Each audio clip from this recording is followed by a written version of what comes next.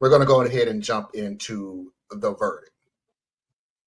Anyway, so the reason why the Scots were able to bring this case in federal court was because at some point, historians have no clue how or when or why, the ownership of the Scots was transferred from Irene to her brother John Sandford, which is why the case eventually became Dred Scott v. Sandford. And John Sandford, he lived in New York. Different states. Feds can get involved now. You follow me?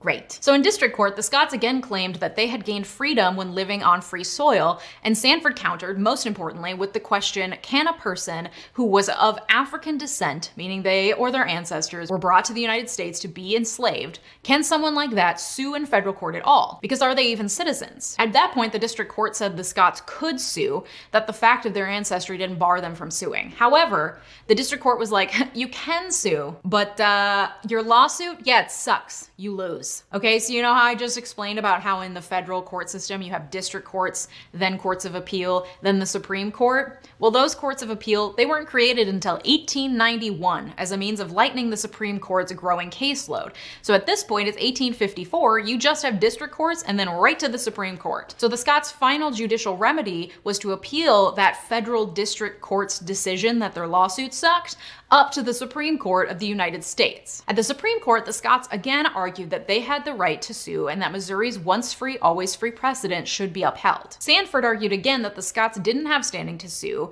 meaning they shouldn't be allowed to sue because enslaved people aren't citizens. And even if they did, the abolition of slavery made by Congress in the 1820 Missouri Compromise, which affected the territories that the Scots claimed made them free, yeah, that wasn't a valid thing for Congress to have done. Enslaved people are property, and Congress can't take away people's property like that. Okay, so we heard these arguments yesterday. Let's just go through it again. The Scots argument is that at a point in time, they were in free states. They're using the law once free, always free in order to stop being slaves, for lack of a better term. Sandford is arguing 2 points now, I guess. One, they're not citizens in a way, so they can't even sue. Two, even if you were to quasi make them citizen enough to sue, Congress does not, the Constitution has said that you are not allowed to take property from anybody regardless of where they are in a free state or a slave state.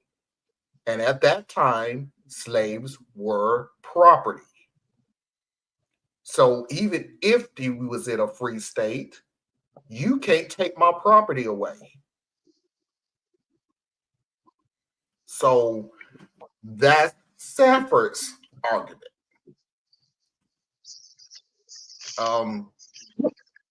The more we get into it, the more disgusted I am. But it is what it is.